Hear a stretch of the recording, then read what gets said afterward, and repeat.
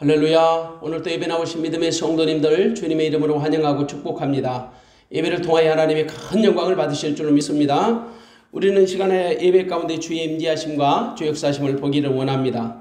조금 전에 읽었던 하나님의 말씀 여호수아 7장 2절에서 15절 말씀 가지고 저는 형통할 때 조심하자, 형통할 때 조심하자는 말씀을 전하겠습니다. 이스라엘 백성들이 가나안 땅을 밟기 전에 요단 동편에서 아모리 사람의 두 왕 시혼과 옥을 진멸시켰습니다. 그것은 이스라엘 백성들이 가나안을 입성하기 전에 승리의 경험을 통해 가나안 족속들과의 전쟁에 대한 자신감을 확보하기 위한 하나님의 특별하신 배려라고 생각합니다. 이스라엘은 가나안에 입성하자마자 가나안 부족들과 진멸 전쟁을 치러합니다. 그런데 전쟁의 경험이 없는 이스라엘 백성들이 혹시나 두려워할까 봐서 하나님이 먼저 예비전을 치르게 하신 겁니다. 하나님의 도우심으로 이스라엘은 크게 승리했습니다. 그들은 가나안에 들어갈 자신감을 얻은 거예요. 드디어 이스라엘은 그 넘실거리는 요단강을 건넜습니다. 제사장들이 먼저 요단강에 발을 디디자 흘러내리던 물이 그치고 쌓이며 끊어졌다. 그리고 이스라엘 백성들은 마치 마른 땅을 밟듯이 건널 수가 있었습니다. 이스라엘이 가나안 땅을 밟고 당당하게 입성한 거예요. 그러나 그들 앞에 그들이 또 넘어야 할 성이 기다리고 있었습니다. 여리고성입니다. 그런데 그 여리고성은 굳게 닫혔고 출입하는 자들이 없었습니다. 그 성은 비무장한 이스라엘 백성들로서는 도저히 상대할 수 없는 아주 철벽성이었습니다. 하지만 그들은 그 성을 무너뜨려야 합니다. 물론 하나님은 여호와의 군대 장관을 그곳에 먼저 보내서 여호수아를 만나게 하셨습니다. 그것은 하나님이 이스라엘보다 먼저 가나안에 계셨고 이스라엘을 위하여 만반의 준비를 다하고 계셨음을 확인시켜 주신 겁니다. 하나님이 여리고성을 그들에게 붙여주신 겁니다. 그리고 초자연적인 방법으로 여리고성을 무너뜨리게 하셨습니다. 전투하는 방식이 참 독특했습니다. 양강나팔을 가진 7명의 제사장들이 앞장을 서고 언약궤가 뒤를 따릅니다. 그리고 백성들은 침묵하며 따라갑니다. 그들은 매일 성을 한 바퀴씩 돌아야 했습니다. 무려 엿새 동안이나 말입니다. 그리고 7째 날이 되었습니다. 그들은 새벽부터 일어나서 여전한 방식으로 성을 돌았습니다. 그런데 그날은 성을 7번 돌았던 겁니다. 그리고 7번째 돌 때 제사장이 나팔을 붑니다. 그 나팔 소리에 맞춰 백성들은 크게 소리를 질렀습니다. 어쩌면 그 소리는 천둥 번개보다 훨씬 더 크게 들렸을 것입니다. 여리고 성 안에 있던 사람들이 깜짝 놀랐을 것입니다. 드디어 기적이 나타났습니다. 성벽이 무너져 내린 것입니다. 하나님의 전적인 은혜요 초자연적인 역사로 말미암아 여리고성이 무너진 것입니다. 이스라엘 백성들이 한 것은 아무것도 없었습니다. 하나님의 말씀만 그들은 믿고 여리고성을 도는 것밖에 없었습니다. 처음부터 마지막까지 하나님이 하신 것입니다. 이스라엘 백성들의 사기는 충천했습니다. 이제 그들 앞에 두려울 것이 없었습니다. 그런데 이때가 가장 위험한 겁니다. 사람은 잘 나갈 때가 가장 위험해요. 형통할 때가 위험하다는 거죠. 역시 불길한 예상은 빗나가지 않았습니다. 이번에 그들이 숨겨진 복병을 만난 거예요. 아이성입니다. 그들의 생각으로 아이성은 여리고성에 비해서는 볼품이 없고 작고 초라한 성이었을 겁니다. 그래도 그들은 신중했습니다. 여호수아는 사람을 선발하여 아이성을 정탐피한 것입니다. 잘한 것입니다. 준비하는 차원에서 그들의 행동을 나무랄 필요는 전혀 없습니다. 그런데 이스라엘은 아이성의 전투에서 대패했습니다.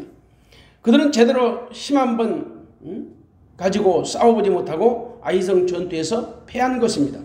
아이성의 전투에서 대패한 이스라엘 백성들의 그 충격이 얼마나 심했는지 성경은 마음이 녹아서 물같이 되었다라고 보고하고 있습니다. 5절에 보니까 아이 사람이 그들의 36인쯤 죽이고 성문 앞에서부터 스바림까지 쫓아와서 내려가는 비탈에서 쳤으므로 백성의 마음이 녹아 물같이 된지라. 전혀 상상치 못한 복병을 만나서 이스라엘 백성들의 사기가 완전히 땅에 곤두박질 치고 말았습니다.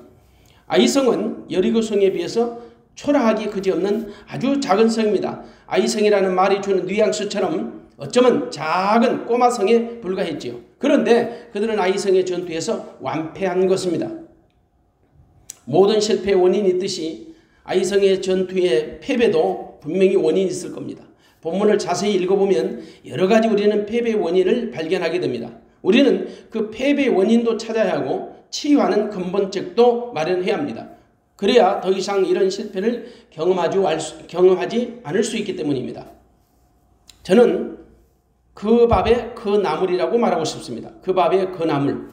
이스라엘은 여리고성의 전투에서 승리한 이후에 그들의 사기는 하늘을 찌를 뜰 정도로 고무되어 있었습니다. 아마도 아이성 정도는 간단하게 해치울 수 있으리라고 생각했을 테지요. 왜냐하면 여리고성은 그들이 도저히 넘볼 수 없는 철벽성이었어요.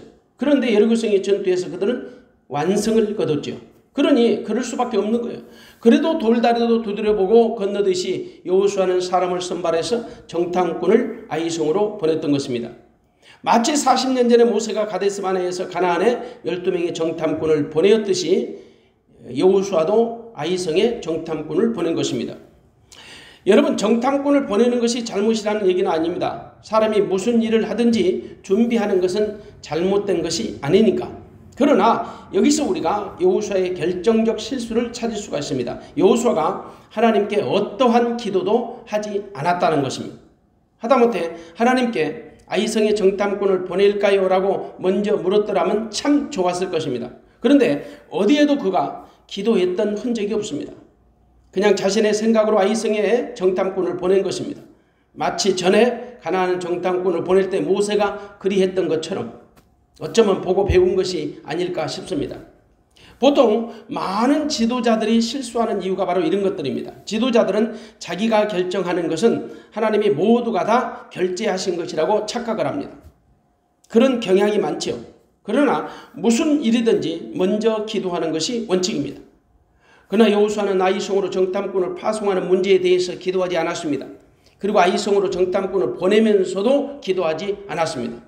정말 아쉬운 점은 기도 없이 이런 중대사를 여호수아 단독으로 구상하고 결정하여 파송했다라는 겁니다. 여러분, 기도는 큰 문제만 기도하는 것이 아니라 대소사 무슨 문제든지 기도해야 합니다. 무슨 일이든지 기도 없이 도모하고 결정하는 것은 정말 위험해요. 왜? 사고 날 확률이 많잖아요. 자기 혼자 결정한 일이기 때문에 사고가 나면 혼자 수습해야 합니다. 그러면 일이 더욱 꼬이고 커집니다. 하지만 기도로 판단하고 기도로 결정하면 결과도 하나님이 책임을 져주십니다. 그러므로 안전합니다. 여러분 한번 보십시오. 아이성을 정탐하고 돌아와 보고하는 사람들의 소리를 한번 들어보십시오. 3절입니다. 3절에 보면 여호수아에게로 돌아와서 그에게 이르되 백성을 다 올라가게 말고 2~3천 명만 올라가서 아이를 치게 하소서. 그들은 소순이 모든 백성을 그리로 보내어 수고롭게 마소서. 한마디로 아이성은 작은 성이기 때문에 전력을 투입하지 말고 적당한 인원만 보내자는 것입니다. 대략 한 2~3천 명쯤이면 가능하다는 거죠. 거기다가 첨삭하는 말이 더 가관이에요. 수고롭게 마소서. 우리로 하여금 수고롭게 하지 마소서. 그들은 자기들의 상식으로 판단한 것입니다. 생각해 보십시오. 지금까지 그들의 상식으로 그들이 여기까지 왔습니까? 그리고 여리고성을 무너뜨린 것이 어찌 이스라엘 백성들이 한 것입니까? 하나님이 하신 거잖아요. 그런데도 마치 자신들이 여리고성을 무너뜨린 것처럼 교만한 마음으로 아이성을 만만하게 본 거예요. 하나님이 도우시지 않으면 우리는 어떤 일도 할 수 없어요. 여리고성이든지 아이성이든지 크고 작고의 문제가 아니잖아요. 전투하는 숫자에 달린 것도 아니요. 오직 전쟁은 하나님께 속한 것입니다.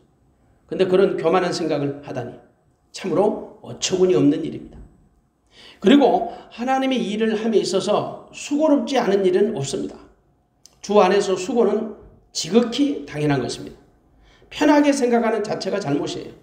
사실 게으름과 평안함은 믿음의 적입니다. 그런데 상당수의 믿는 자들이 아무런 수고나 헌신 없이 열매를 거두려고 요령을 펴요. 여기서 말하는 수고롭게 마소서라는 말은 수고와 헌신을 하지 않겠다는 말입니다. 이는 믿는 자의 언어가 아니죠. 하나님의 나라 일은 반드시 거기에 합당한 수고와 헌신이 따라야 해요. 그래서 수고롭게 마소서라는 말은 고통 없이 영광을 차지하겠다는 말이죠. 이런 발상은 믿는 자의 태도가 아닙니다. 그래서 제가 그 밥에 그 나물이라고 말씀드리는 거예요. 왜? 기도 없이 보낸 여호수아나 자기들의 생각대로 말하는 그 사람들이 다 한 통속이더라는 거죠.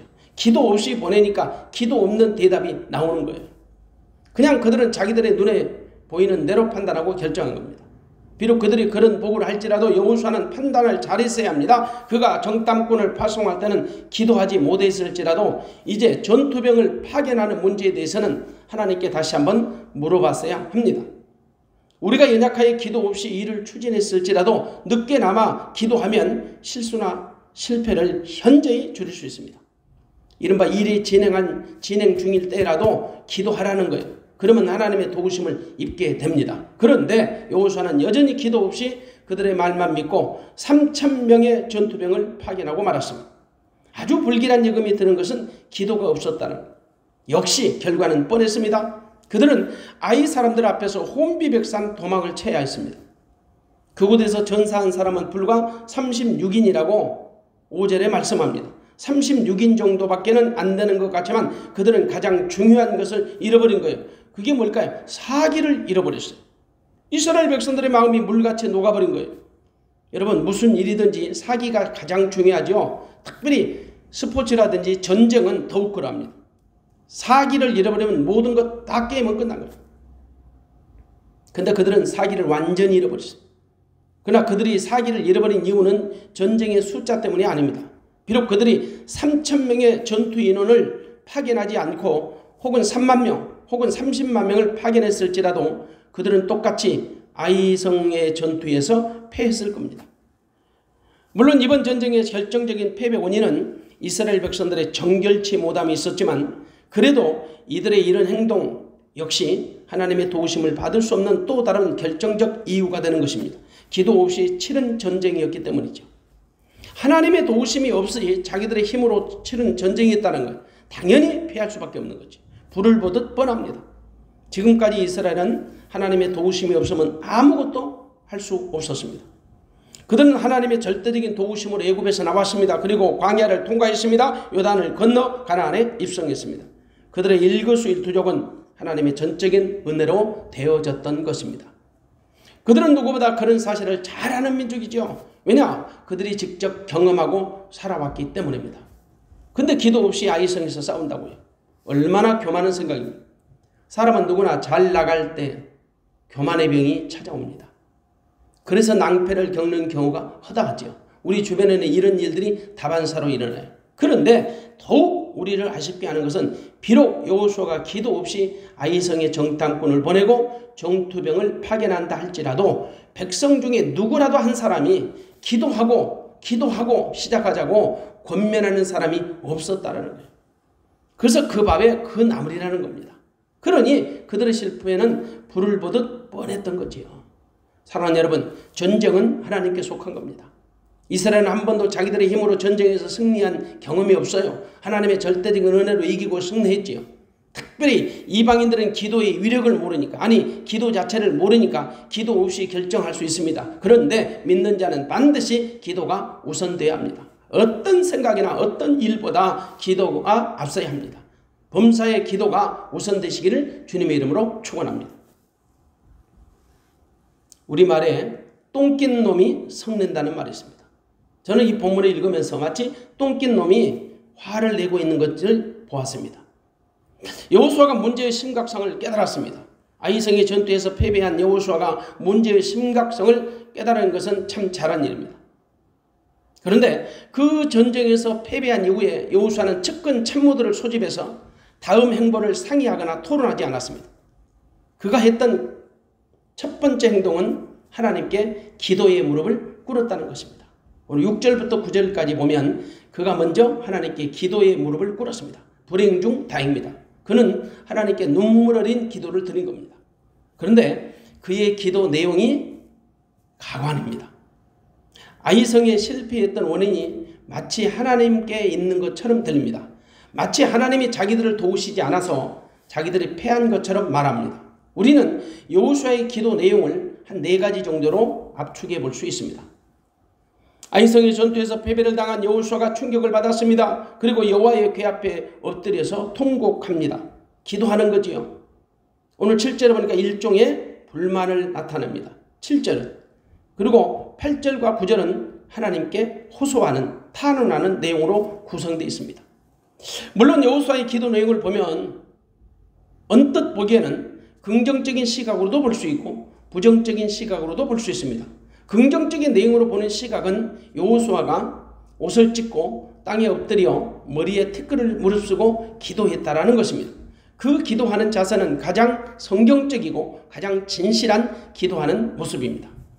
물론 우리가 기도하는 모습으로 사람을 판단할 수는 없지만은 최소한도 여호수아의 기도는 내용으로 볼 때 진실한 기도였을 것입니다. 그러나 저는 저 개인적인 그 주관적인 입장에서 약간 부정적인 시각으로 여호수아의 기도를 접근해 보려고 합니다. 한번 첫 번째 7절 보겠습니다. 여호수아가 가로되 슬프도소이다 주 여호와여 어찌하여 이 백성을 인도하여 요단을 건너게 하셨습니까? 첫 번째 기도입니다. 두 번째 기도, 우리를 아모리 사람의 손에 붙여 멸망을 시키려 하셨나이까? 우리를 요단 저편을 족하게 여겨 거기에 거하게 하였으면 좋을 뻔하였나이다. 그 다음에 세 번째 기도는 주여 이스라엘이 그 대적 앞에서 돌아섰으니 내가 무슨 말을 하오리이까? 네 번째 기도는 가나안 사람과 이 땅 모든 거민이 이를 듣고 우리를 둘러싸고 우리 이름을 세상에서 끊으리니 주의 크신 이름을 위하여 어떻게 하시렵니까? 저는 네 가지 정도로 말씀을 드리려고 합니다. 첫 번째 기도 7장 7절에 보면 어찌하여 이 백성을 인도하여 요단을 건너게 하셨습니까? 왜 우리를 가나안에 들어가게 하셨냐는 말이에요. 참 적반하장도 유분수지요. 우리말에 똥낀 놈이 썩는다는 말이 있어요. 표면적으로는 마치 그 옛날 광야에서 모세를 향해 불평하던 이스라엘 백성들의 원망과 비슷하게 들립니다. 물론 학자들은 여호수아의 기도와 광야에서 불평하던 이스라엘 백성들의 기도는 전혀 질이 다르다고 말합니다. 충분히 저도 동의합니다. 광야에서 원망하던 이스라엘 백성들의 불평과 오늘 아이성 전투에서 패배한 여호수아의 원망은 차원이 다르죠. 그 옛날 광야에서 불평하던 이스라엘 백성들의 원망은 불평을 위한 원망이었습니다. 그런데 여호수아의 원망은 패배에 대한 원인을 분석하려고 하는 원망이었죠. 그럼에도 불구하고 여호수아의 기도가 언뜻 우리가 듣기에는 아주 불편하게 들리는 것도 사실입니다. 정말 믿어지지 않습니다. 마치 자기들이 요단강만 건너지 않았다면 이런 불상사가 일어나지 않았을 것이라는 겁니다. 정말 황당무계한 기도 아닙니까? 자기들이 불신앙으로 인해 패배한 책임을 하나님께 전가하는 것 아닐까요? 마치 그 옛날 선악과를 따먹고 범죄한 아담이 하나님을 향하여 책임을 전가하는 그 소리와 흡사하지 않습니까? 창세기 3장 12절에 보면요. 아담이 가로되 하나님이 주셔서 하나님이 함께 하신 여자 그가 그 나무 실과를 내게 줌으로 내가 먹었나이다. 왜 하와를 만들어서 자기에게 붙여주셨나? 그래서 제가 범죄할 수밖에 없었다라고 책임을 전가하는 거죠. 이게 인간의 모습인가? 인간은 인간인가 봐요. 그리고 여호수아의 또 다른 기도를 한번 보십시오. 7절 보면 우리를 아모리 사람의 손에 붙여 멸망시키려 하셨나이까? 우리를 아모리 사람의 손에 붙여 멸망시키려 하셨나이까? 거기다가 한 가지를 더 첨부를 해요. 차라리 요단 저편을 족하게 여겨 거하였으면 좋을 뻔하였습니다. 사실상 요단 저편은 하나님이 약속하신 가나안 땅이 아니에요. 그리고 그곳은 이미 원치 않지만 두 지파 반, 루벤 지파, 갓 지파, 므낫세 반 지파가 먼저 분배를 받았던 곳이에요. 그런데 여호수아 입에서 그런 망발이 터져나온 거죠. 하나님의 마음을 아프게 하는 기도예요. 분명히 말하지만 여호수아의 기도는 기도라기보다는 어쩌면 푸념에 가까운지도 모릅니다. 물론 여호수아의 기도를 단순한 문장으로 부정적이라고 비판할 생각은 저는 전혀 없습니다. 다른 각도에서 조명해 볼 필요가 있다고 생각합니다. 기도는 자기 뜻을 구하는 게 아니잖아요. 하나님의 뜻을 구하는 거죠. 자기 뜻대로 되어진 것이 아니거든요. 하나님의 뜻대로 되어지는 것이 기도입니다. 그런데 여호수아의 기도는 자기 마음에 있는 녹두리를 토해내는 거예요. 어쩌면 그의 기도는 하나님의 의중과는 상관없는 기도인지 모릅니다. 마치 철부지 어린아이들이 투정하는 것처럼 들리지 않아요? 이런 기도를 들으시는 하나님의 마음이 어떠하실까? 하나님의 마음이 얼마나 섭섭하실까? 이런 철부지 같은 여호수아의 기도를 들으시는 하나님의 마음이 정말 황당하기 그지없었을 겁니다. 여러분, 기도는 바르게 해야 합니다. 하나님의 뜻을 구하는 기도를 드려야 합니다. 여호수아의 우리는 또 다른 기도를 우리가 보겠습니다. 8절입니다. 주여 이스라엘이 그 대적 앞에서 돌아섰으니 내가 무슨 말을 하오리까. 이스라엘이 대적 앞에서 아이성 앞에서 돌아섰으니 내가 무슨 말을 하오리까. 여호수아는 그 자신의 망가진 체면만 생각하는 것 같아요. 이스라엘 백성들 앞에서 자신의 채통이 이제 말이 아니라는 거죠. 자신의 리더십에 큰 손상을 입었다는 말처럼 들려요. 입이 10개라도 자신은 말할 자신이 없다는 거죠. 자신의 채통은 중요하고 하나님의 위상은 중요하지 않다는 겁니까? 무엇보다도 자신들의 패배의 책임이 마치 하나님께 있는 것처럼 말하는 거예요. 정말 여호수아의 수준을 다시 한번 생각해 됩니다. 어쩌면 성숙하지 못한 여호수아의 자질을 보게 됩니다. 그리고 그는 다시 이런 기도를 해요. 이번에는 협박조의 기도처럼 들립니다. 협박하는 기도처럼. 한번 9절을 보겠습니다. 가나안 사람과 이 땅 모든 거민이 이를 듣고 우리를 둘러싸고 우리 이름을 세상에서 끊으리니 주의 크신 이름을 위하여 어떻게 하시려나이까. 정말 갈수록 태산이에요. 하나님의 능력을 가나안 사람의 원주민들보다 더 약한 것처럼 말하래. 이스라엘의 이름을 누가 주셨어요? 이스라엘의 이름을 누가 높여주셨습니까? 지금까지 이름도 변변치 않은 이스라엘을 애굽에서 건져내신 분이 하나님이시고 이스라엘의 이름을 높여주신 분이 하나님이세요. 하나님이 이스라엘의 이름을 붙여주시고 그 이름을 높여주셨잖아요. 그런데 마치 자기들의 이름이 가나안 사람들에 의해서 세상에서 끊어질 수도 있다라는 생각을 해요. 이건 믿음의 언어가 아니죠. 어찌 여호수아가 이 정도일까? 여러분, 어떤 나라도 하나님이 세우시지 않으면 세울 자가 없고요. 하나님이 끊으시지 않으면 끊을 자가 없어요. 그걸 여호수아가 모르겠습니까? 각 나라와 족속의 운명이 하나님께 달려있다는 사실을 여호수아는 누구보다 잘 알 것입니다. 그런데 그런 사실을 모를 바 없는 여호수아 입에서 그런 기도 아닌 기도가 나오다니. 그래서 제가 똥낀 놈이 화낸다, 똥낀 놈이 성낸다, 그런 말씀을 하는 거예요. 입에서 나오는 말에서 다 말이 아니거든요. 말 같지도 않은 말들이 우리 안에는 너무 많아요. 그래서 믿는 자는 특별히 말에 조심해야 합니다. 그러면서 은근히 여호수아는요, 하나님의 이름을 위해서 어떻게 하시려냐고 반문을 해요. 자기들이 가나안 사람들에 의해서 지상에서 만일 소멸이 된다면 여호와의 이름이 먹칠을 당할 수 있는 것 아니냐고 반문합니다. 하나님을 생각해 주는 것처럼 말하면서도 그의 말에는 분명히 어폐가 있어요.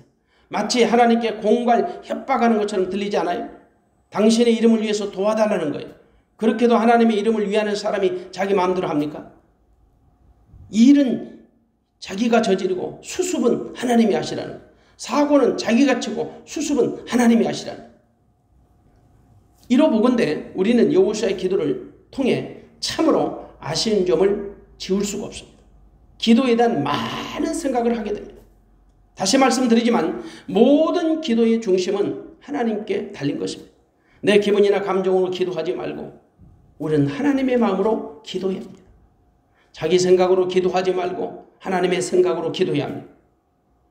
자기 마음으로 기도하지 말고 하나님이 주신 마음으로 기도해야 합니다. 그것이 하나님이 기뻐하시는 기도입니다. 사랑하는 여러분, 여호수아의 그런 기도마저도 하나님은 응답하십니다. 그럼에도 불구하고 응답하시는 하나님, 바로 그 내용이 10절부터 15절의 내용입니다. 하나님은 여호수아의 기도 같지도 않은 기도에도 응답해 주십니다. 처방전을 내려주세요.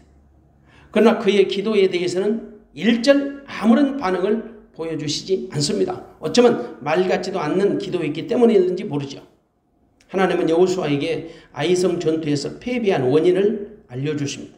아이성 전투에서 패배한 이유가 작은 숫자를 파병했기 때문이 아니고 전술이나 전략에서 실패했기 때문도 아닙니다. 물론 여호수아가 기도 없이 정탐하고 기도 없이 그들이 전쟁에 나갔다라고 책망하시지도 않습니다. 그들이 패배한 결정적 원인은 따로 있었습니다. 여호수아가 잘한 것은 아니지만 그들이 아이성 전투에서 패배한 근본적 원인은 따로 있었어요. 하나님이 그 사실을 알려주십니다. 그들이 전쟁에서 패한 결정적 원인은 이스라엘 내부에 있었습니다. 이스라엘이 하나님께 범죄한 것입니다. 그들 속에 감추어진 죄, 숨겨진 죄가 있었던 겁니다. 그 범죄 행위가 뭐일까? 한번 11절을 보겠습니다.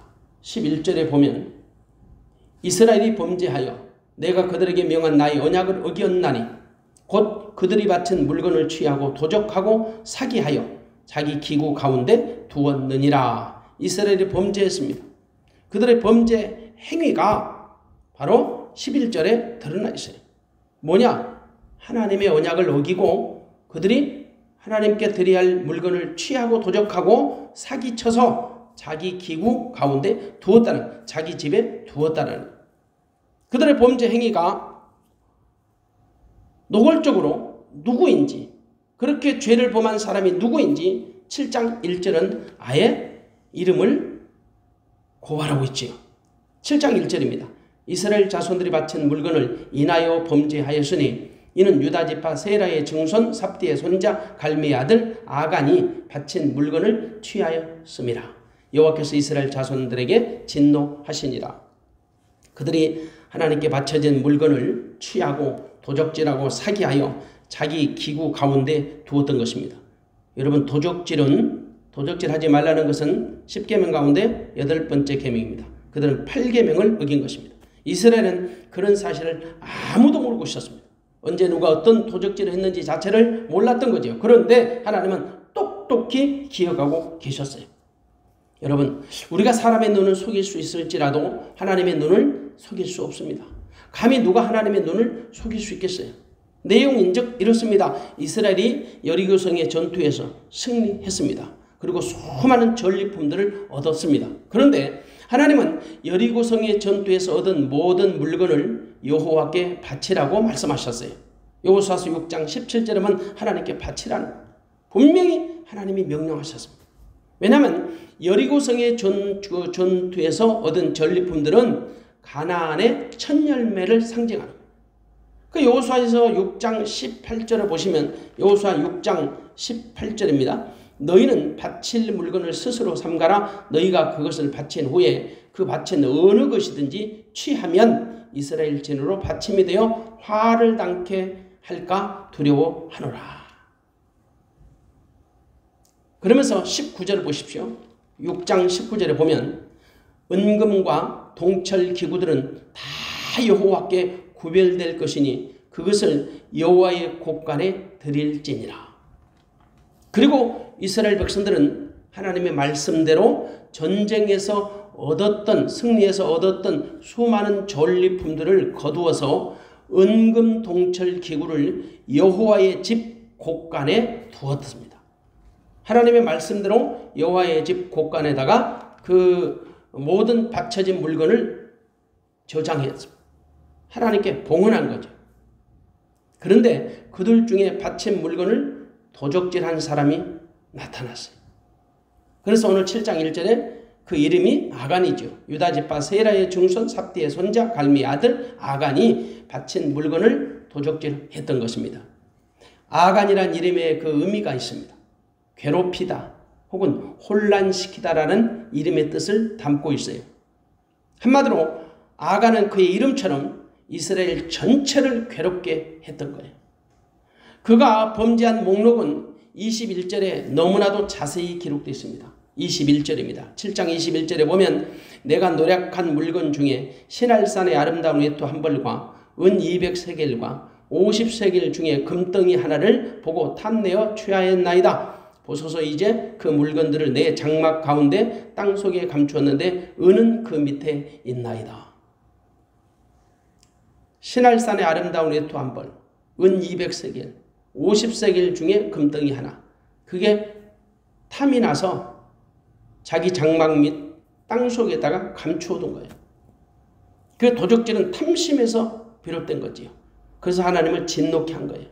이미 이들의 범죄 행위로 말미암아 아이성의 전투는 패할 수밖에 없었던 거예요. 한마디로 이스라엘의 패배했던 원인은, 아이성 전투에서 패배한 원인은 거룩함이 붕괴되었기 때문입니다. 이스라엘 백성들에게 거룩함이 붕괴됐어요. 그들이 하나님 앞에서 성결함을 잃어버렸기 때문이에요. 물론 아간 한 사람이 범죄한 것 같지만은 이스라엘 백성 전체에게 그 약한 영향력이 미쳤던 거지요. 이스라엘은 신앙 공동체예요. 한 사람이 아프면 백성 전체가 아프고 한 사람이 범죄하면 백성 전체가 악영향을 받는 거예요. 왜냐하면 이스라엘은 하나님 공동체, 이른바 신앙 공동체, 운명 공동체거든요. 그런데 아간이 범죄함으로 인해서 하나님의 진노가 이스라엘 전체에 영향을 끼친 거예요. 그래서 하나님은 아간의 범죄로 이스라엘에게 아이성 전투의 패배라는 징계를 내리신 겁니다. 그렇습니다. 이스라엘은 하나님의 거룩한 백성입니다. 분명히 레위기서 11장 45절에 말씀하기를 내가 거룩하니 너희도 거룩하라. 내가 거룩하니 너희도 거룩하라. 하나님은 이스라엘의 거룩함을 회복하기 원하셨습니다. 그래서 그들에게 처방전을 주세요. 13절부터 15절까지가 처방전이에요. 가장 먼저 뭐냐? 백성을 성결케 하라는 겁니다. 우리 생각은 당장 도둑놈을 찾아서 처벌하는 것이 목적 같겠지만 하나님은 이스라엘 진영의 거룩함을 회복하라는 거예요. 먼저 청결함을 입은 후에 도둑놈을 찾으라는 거죠. 어쩌면 도적질 한 자로 하여금 그만큼의 시간을 주면서 스스로 자백할 수 있는 기회를 제공하는 셈이에요. 한번 상상해 보세요. 내일 아침에 제비를 뽑아서 도둑놈을 잡기 전에 그들이 오늘 스스로 성결례를 치르는 거예요. 근데 그 당사자도 참석했어요. 얼마나 가슴이 저리고 불안했겠습니까? 당장이라도 튀어나가서 내가 죄인이라고 이실직고를 할 것 같지 않아요?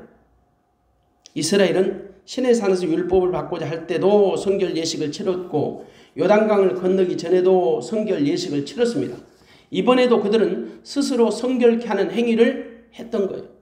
그래서 이스라엘이 이번에 성결 예식을 왜 치르는지 내용을 모르는 사람은 아마도 하나도 없습니다. 아무 목적 없이 성결 예식을 치르진 않으니까. 성결 예식은 일종의 죄를 자백하는 회개 운동입니다. 여러분, 하나님의 생각과 인간의 생각은 근본이 달라요. 이사야서 55장 8절에 보면 여호와의 말씀에 내 생각은 너희 생각과 다르며 내 길은 너희 길과 다르다. 내 생각은 너희 생각과 다르고 내 길은 너희 길과 다르다고 말씀하세요. 본문에서 하나님이 우선순위로 생각하시는 것과 이스라엘 백성들이 생각하는 우선순위는 차원이 다릅니다.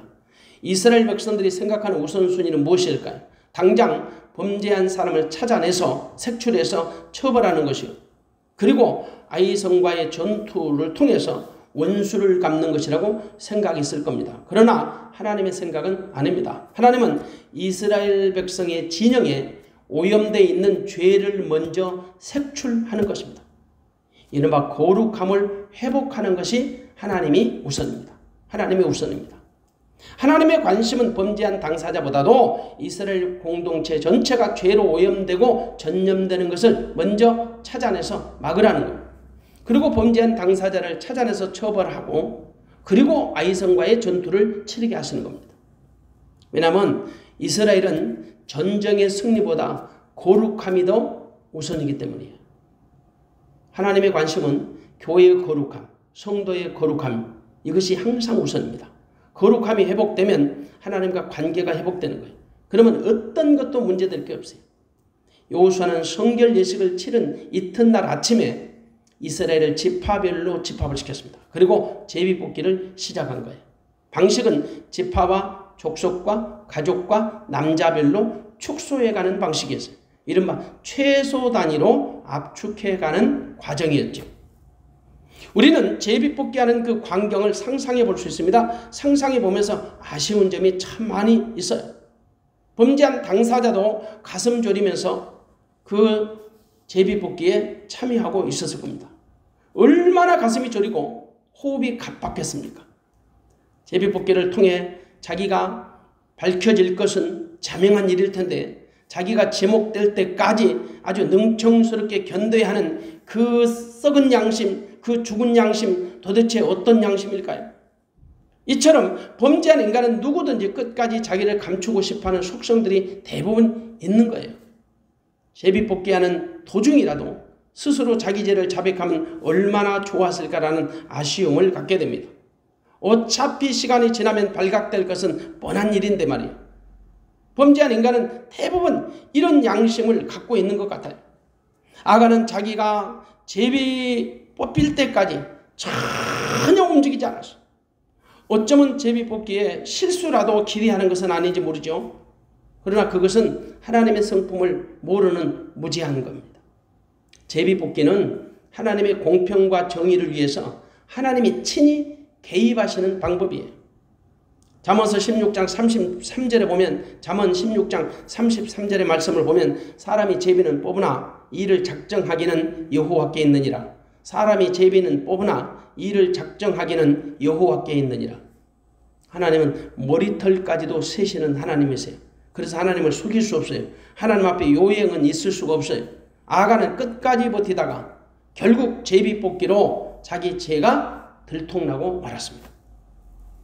우리가 범죄할지라도 하나님은 뜻을 돌이켜 돌아오기를 원하십니다. 그리고 돌아오기만 하면 거절하지 아니하시고 조건 없이 용서해 주십니다. 아간은 그런 절차를 받아들이지를 못했습니다. 그는 마지막까지 하나님을 속이고 양심을 속였던 거예요. 그리고 하나님의 심판을 받았습니다. 아간과 아간의 가족 모두가 처형됨으로 말미암아 하나님은 이스라엘 진노를 풀어주셨습니다. 하나님과 이스라엘 관계가 회복된 것입니다. 결국 하나님은 이스라엘에게 명령하십니다. 두려워하지 말라, 놀라지 말라, 군사를 거느리고 일어나 아이로 올라가라고 말씀하십니다. 8장에 보면, 8장 1절에 보니까 하나님의 그 성읍과 그 땅을 붙여주신 겁니다. 두려워하지 말라, 놀라지 말라, 군사를 거느리고 일어나 아이로 올라가라. 내가 그 성과 그 땅을 붙였느니라. 거기다가 하나님이 보너스를 또 주세요. 아이성에서 탈취한 모든 전리품들은요, 이스라엘 백성들 스스로 취하라는 겁니다. 여호수아 8장 2절에 보니까 여리고성의 탈취물은 하나님께 바치라고 했어요. 근데 아이성의 탈취물은 스스로 취하라는 거예요. 왜 그랬을까요? 여리고성의 탈취물은 가나안의 첫 열매입니다. 아이성의 탈취물은 모든 것을 더해 주시는 하나님의 선물인 것입니다. 그리고 이스라엘은 하나님의 방법대로 아이성을 쳐서 승리했습니다. 아이성의 전투를 통해 우리가 받을 수 있는 교훈이 있습니다. 우리가 하나님을 떠나서는 아무것도 할 수 없다라는 사실입니다. 아무리 하찮은 일이라도 하나님을 떠나서는 실패할 수밖에 없다는 것입니다. 우리 보기에는 별것 아닌 것 같아도 하나님이 도와주시지 않으면 절대 이길 수 없습니다. 그러므로 무슨 일을 하든지 반드시 하나님과의 관계를 먼저 확인해 봐야 합니다. 하나님과의 관계만 정상이면 겁낼 것이 없어요. 그러나 하나님과의 관계가 정상이 아니면 반드시 먼저 하나님과의 관계부터 회복해야 합니다. 그 어떤 일보다도 우선돼야 할 것은 하나님과의 관계 회복이에요. 그것이 바로 세상을 이기고 승리하는 최선의 방법입니다. 그리고 혹시 한번 실수했더라도 그 자리에서 하나님께 돌아오면 됩니다. 그러면 하나님은 외면치 아니하시고 받아주시고 이기고 승리할 수 있도록 역사해 주시는 하나님이세요. 여러분 잊지 마세요. 인간은 꼭 큰 병으로만 아파서 죽는 것이 아닙니다. 아주 사소하게 생각하는 것도 우리 건강에 치명적인 아픔과 고통을 주고 패배를 안겨줄 수 있다는 사실을 결코 잊지 마세요. 항상 자신을 돌아보고 하나님과 관계가 벌어진 것은 아닌지, 하나님과 관계가 깨어진 것은 아닌지, 혹은 하나님과 관계가 끊어진 것은 아닌지를 수시로 돌아보시기를 축원합니다. 그리고 항상 하나님과 가까이 해서 하나님과 친밀함을 유지하시기를 바랍니다. 그러면 하나님의 도우심을 힘있게 될 겁니다. 그러면 때를 얻든지 못 얻든지 항상 반드시 승리할 줄로 믿습니다. 사랑하는 여러분, 절대 잘 나갈 때 조심하십시오. 형통할 때 조심하십시오. 안전할 때 조심하십시오. 그때가 가장 위험한 때입니다. 그럴 때일수록 더 겸손하게 하나님만 바라보고 하나님의 영광을 위해서 사는 저와 여러분들 되시기를 주님의 이름으로 축원합니다. 기도하겠습니다.